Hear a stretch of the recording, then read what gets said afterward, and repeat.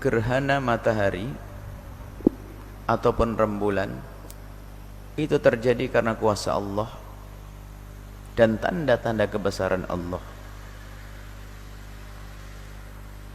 Tanda kebesaran Allah, manusia itu menyerah kalau melawan matahari. Nggak ada karena panas matahari lalu matahari ditutup, dikeruputin, nggak ada.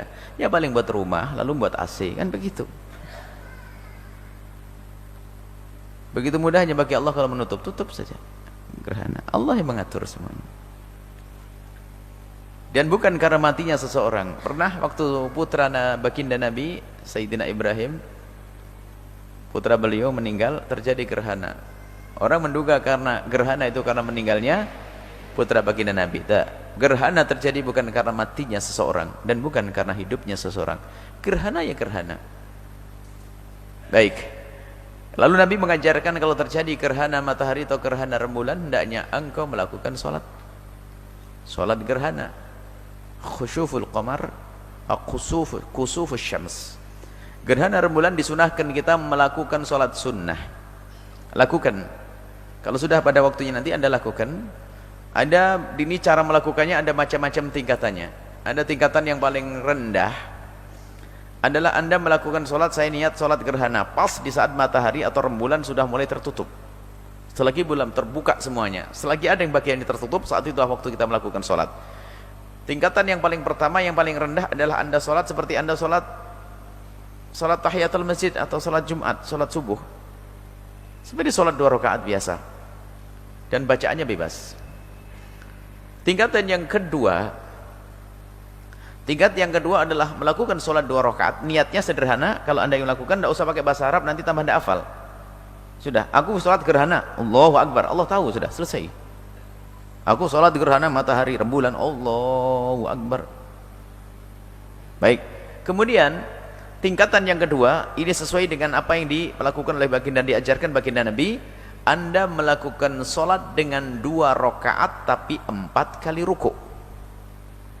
Caranya adalah seperti sholat biasa. Anda berdiri, aku niat sholat gerhana rembulan. Kemudian Anda membaca surat Al-Fatihah dan membaca surat Al-Quran yang lain. Seperti sholat biasa. Baru ruku. Setelah Anda ruku, baca tasbih dalam ruku. Kemudian berdiri, membaca surat Al-Fatihah lagi. Kemudian baca surat Al-Quran lagi. Kemudian ruku lagi. Berarti berapa ruku? 1. Yang pertama, 2 ruku. Setelah itu i'tidal, berdiri lagi seperti biasanya, langsung sujud. Setelah sujud 2 kali lalu berdiri. Setelah berdiri membaca surat Al-Fatihah, membaca surat ayat Al-Quran apa saja, kemudian ruku.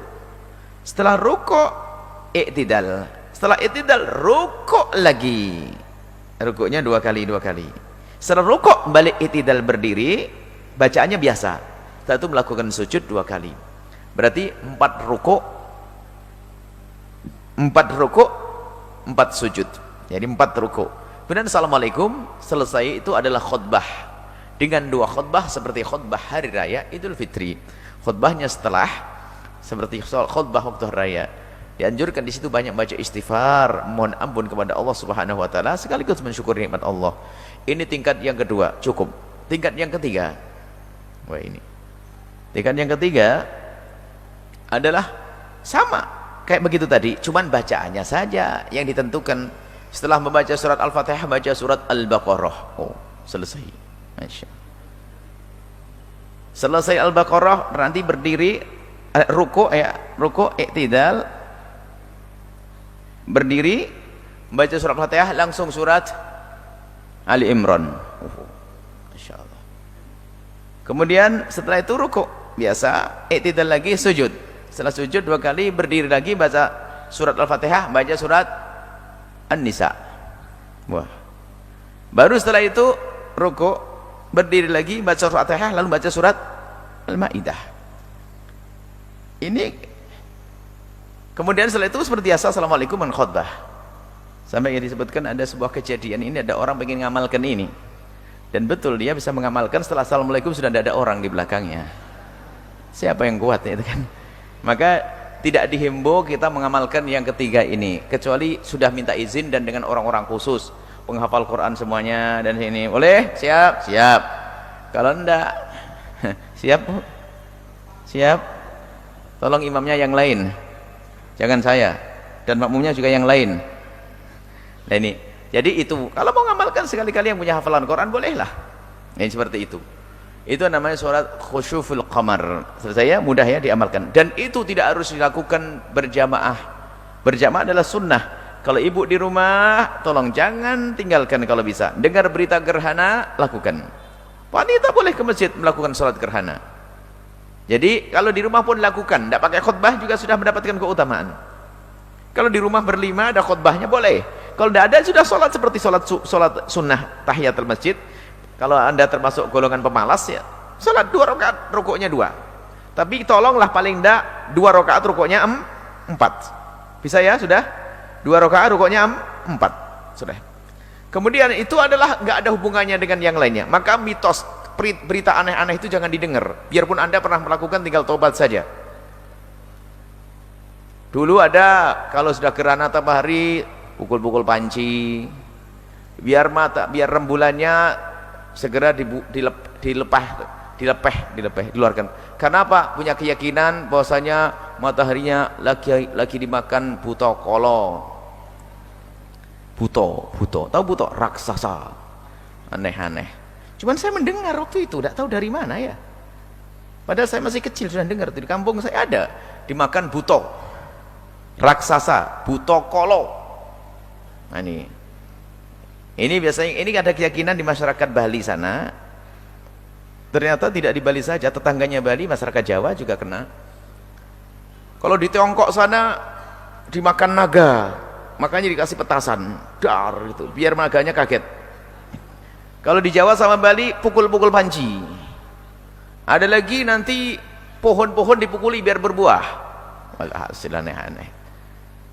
Setelah itu orang hamil masuk kolong. Aneh bener. Ayo yang pernah tobat tuh, tidak usah ketawa lah. Ngapain masuk kolong? Aneh-aneh. Nggak ada itu. Keyakinan-keyakinan gitu tidak boleh terjadi. Pukul-pukul panci, tidak tahu biar apa, biar buto hijau, buto kolone segera ngelepeh, dibuat ini. Tidak ada itu. Jangan sampai ada keyakinan semacam itu. Keyakinan tentang buta itu adalah dewa, buto apa sih? Raksasa lah gitulah. Itu kan cerita. Nggak boleh masuk dalam keyakinan kita, ya. Gerhana adalah gerhana. Gerhana adalah gerhana. Adalah proses kejadian alam seperti itu. Kita ngerti bahasanya gerhana rembulan adalah karena matahari tertutup sama apa gitu sehingga tidak ada sinarnya bagi rembulan lalu gelap. Seperti itu. Baik. Jadi mitos-mitos tidak boleh anda percaya. Yang hamil kalau harus keluar belanja. Jangan percaya kalau anaknya jadi buta dan sebagainya. Nggak ada itu semuanya.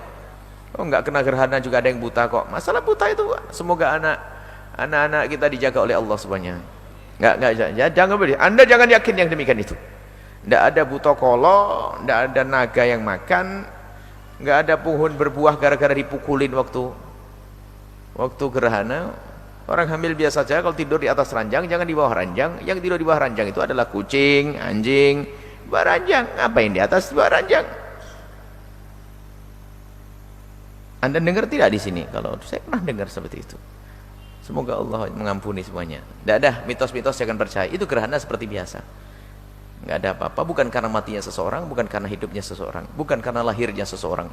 Wallahu a'lam bishawab.